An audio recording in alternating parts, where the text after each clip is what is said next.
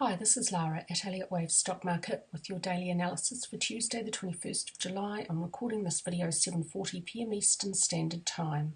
I have two wave counts still. I'm expecting downward movement at this stage, at least for a little while, for both wave counts, and that's supported by some regular technical analysis.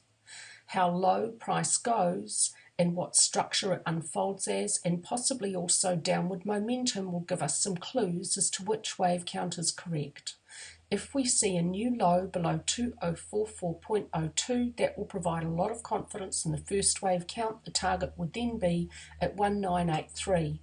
The first wave count expects an impulse to unfold down for a third wave to show a strong increase in downward momentum.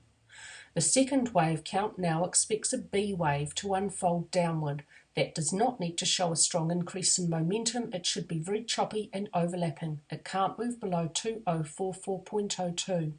So if we see slow, choppy, overlapping movement generally trending lower, it remains above that invalidation point, and then it turns around to a new all-time high above 2134.72. The first wave count would be invalid. The second wave count would be confirmed, and I would have a target then for the upward movement for the second wave count. I can't do that yet. Let's have a look at the first wave count. It sees an end to primary wave 3 within a cycle degree first wave. Cycle wave 1 is unfolding as an impulse. Within it, primary wave 4 is going to have to turn up sooner or later. This first wave count expects it's turned up here.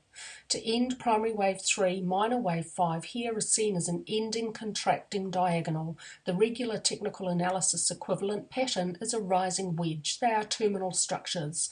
An Elliott wave ending diagonal requires all of the subwaves to subdivide as zigzags, and the fourth wave should overlap first wave price territory. This one is contracting, which is the most common type. The final fifth wave may have been over here. This wave count sees the third wave of the diagonal over here. The second wave count sees it possibly over here. That's the only difference between my first and second wave counts at the daily chart level. If primary 3 is over here, then primary wave 4 should last probably a Fibonacci 21 weeks in total. Primary wave 2 was a relatively shallow zigzag. It lasted 12 weeks, one short of a Fibonacci 13.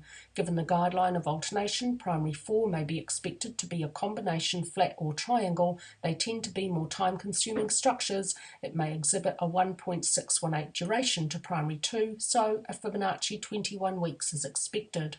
It's very likely for primary 4 to end somewhere in the price territory of the fourth wave of one lesser degree. Intermediate 4 has its range from 1730 to 1647, so this is a reasonable bearish movement. It may have begun here. A move down at primary degree should show up with a clear 5-wave structure down at the daily chart level. We do not have that yet. We have possibly a first wave and then a 335 very deep expanded flat correction for a second wave. If this moves any higher, it may not move beyond the start of 1, above 2134.72. This wave count now expects a third wave to unfold to the downside. Along the way down, a new low below 2022.07 would invalidate the second wave count at the daily chart level, providing quite a lot of confidence in this wave count. This wave count is certainly entirely viable. It's supported quite a lot by some regular technical analysis. On all of my charts, this lower aqua blue trend line of this double trend line is the strongest piece of analysis. This double trend line is drawn using the approach outlined by McGee in that classic technical analysis of stock trends. It is reasonably shallow, it is long held, it has been repeatedly tested, so it's highly technically significant. To use it in the manner McGee outlines, we should wait for a close 3% or more of market value below that trend line to indicate a change from bull to bear. We had that on this day and this day here. That bull market trend line, if it was broken here, about 2118, has been breached twice now by closes more than 3% of market value. A bear wave count is supported by that piece of technical analysis. Let's have a look at how minute wave 2 may have ended at the hourly chart level, where minuet wave B within the expanded flat is this point down here. Minuet wave C unfolds perfectly as a 5-wave impulse. 1, 2, extended third wave, shallow fourth wave, alternation between 2 and 4 there, and a final fifth wave. If it continues any higher, and while price remains within the channel for the C wave, it certainly could continue. It can't move above 2134.72. When the channel is broken, I'd have a little bit more confidence in the short term to expect more downward movement. Both my wave counts at this stage expect at least some downward movement to break below this trend line. On the way down, look out for price to find some support at the lower edge of this channel. This is drawn using Elliott's first technique for an impulse, from the high of 1 to the high of 3 with a parallel copy on the low of 2. I will have first confidence with this wave count now with a new low below 2044.02. At that stage, the second wave count at the hourly chart level would be invalidated, and I will have more confidence with a new low below 2022.07. At that stage, the second wave count would be invalidated at the daily chart level. My target for a potential third wave to the downside at this stage remains at 1983. That's where it would reach 4.236, the length of the first wave. That's the Fibonacci ratio I'm choosing for that target because the second wave was so very, very deep and the first wave was so very short. The third wave should show a clear, strong increase in downward momentum, and it may only subdivide as a simple impulse. This is the second wave count. Instead of primary 3 being over here, it could be incomplete. The ending contracting diagonal for minor wave 5 may have only ended the fourth wave here, and we may be in the final fifth wave up. Within an ending diagonal for Elliott wave, all of the structures must be zigzags. I'm using an interpretation of the rules in Frost and Prechter here, which state that double and triple zigzags can replace single zigzags to allow for a double zigzag here for the fourth wave within the contracting diagonal.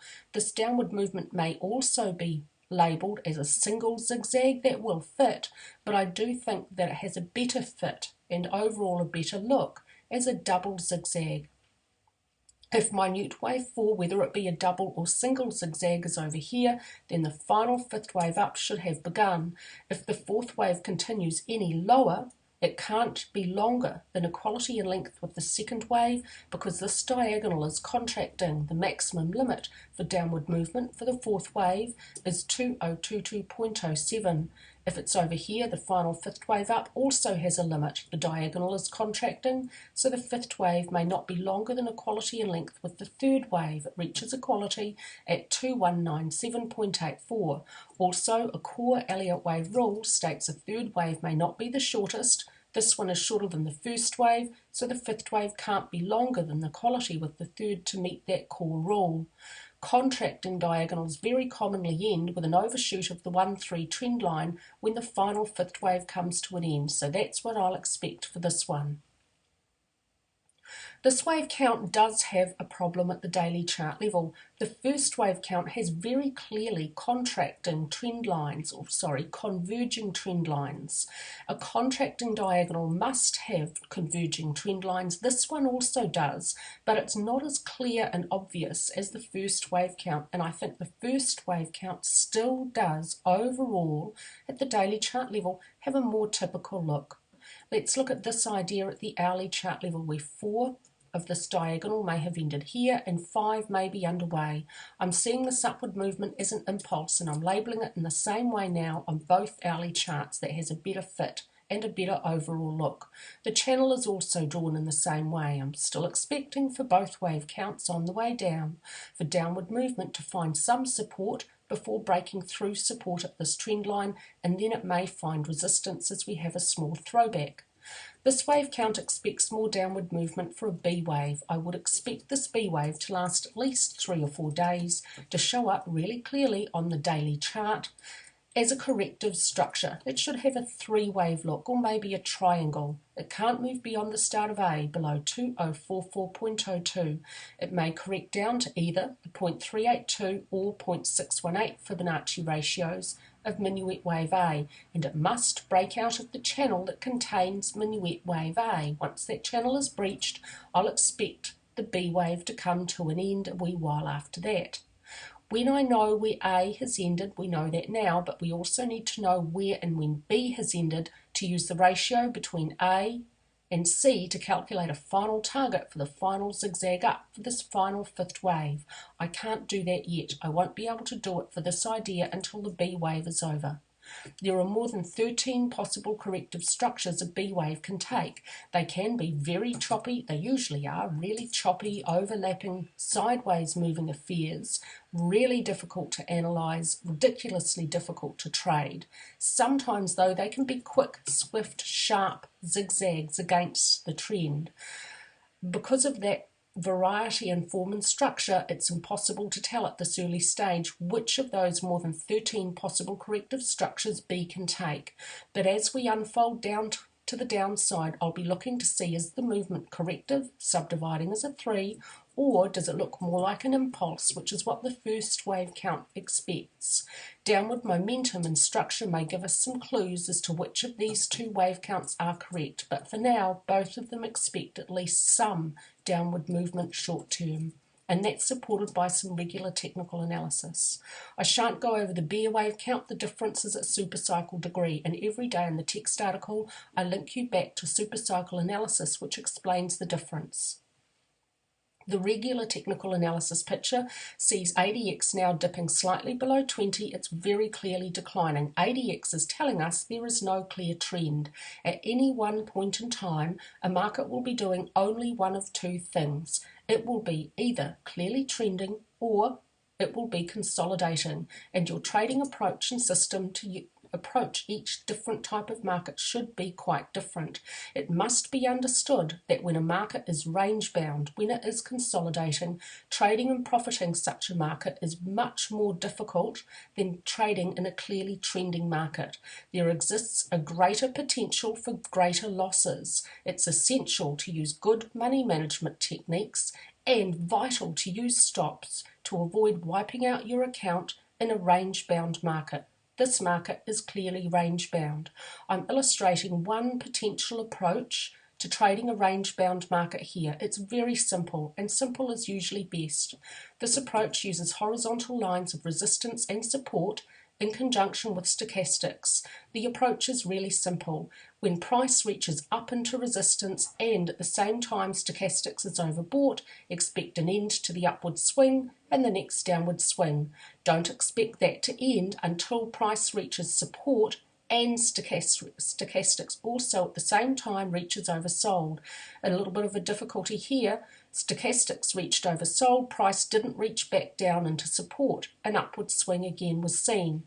This here showed us where the downward swing ended, price reached into support and stochastics was oversold, so we should expect from here a change and the next swing up. Here again, price has reached up into resistance and stochastics is overbought. Price is now turning down out of resistance. I don't have data for stochastics for Tuesday's session, but when we get it, if stochastics is also turning down from overbought, then we should expect a downward swing from here to not end again until price reaches down into support and stochastics is oversold. So the approach is pretty simple, but the risk comes because price can reach above resistance and below support. Stochastics can remain overbought and oversold for a little while. It doesn't tell us exactly where and when a swing is expected to end and the next is to begin, but it tells us around about where and when one swing ends and the next begins. There does exist quite a strong potential for loss if price reaches above or below these lines and stochastics remains overbought or oversold for a few more days than expected. The other problem with this approach is eventually we can be absolutely certain the market will start trending again. When that happens, ADX is often quite slow to indicate a new trend. So when that happens, ADX should maybe telling us to still expect a swing in the opposite direction, and that's exactly when a breakout could possibly occur. If that happens and you don't have a good stop, you do run the risk of a rather large loss on your account, and that's why stops are vital and money management is very important. Recently, volume hasn't been the most reliable of indicators for the S&P, illustrated perfectly with this high here. As price moved up to this all-time high here, it happened on declining volume. After that, price fell for 5 days in a row, and that happened on increasing volume. And that volume profile is exactly the opposite of what you'd normally expect to see. Volume might not be behaving absolutely normally at this particular point in time for the S&P. So although we have a rise in price to a new high, not quite a new all-time high, it's happened on somewhat declining volume. And here we have a stronger down day, and here a stronger down day. That would normally tell us that the upward movement may have been a movement against the trend, and that we should be expecting a breakout from the sideways range to the downside. But volume is not necessarily the most reliable for the S&P at the moment. I think on balance volume might be a better use of volume data for the S&P. I'm looking at on balance volume finding resistance at this long held orange trend line. Goes back off to the left of the chart. It was providing support here. On balance volume breached it, and then it provided resistance. It may very well provide resistance again, especially now on balance volume has slightly broken above resistance from this shorter lilac trend line. So this is telling me that it's most likely we're going to see a downward move from here. The Elliott wave counts both expect some downward movement. We've reached up into resistance. Stochastics is overbought. I will be expecting at least some downward movement for another day or few days from here. That's all for me today with your S&P analysis. I hope that all of our members are having a most fabulous day.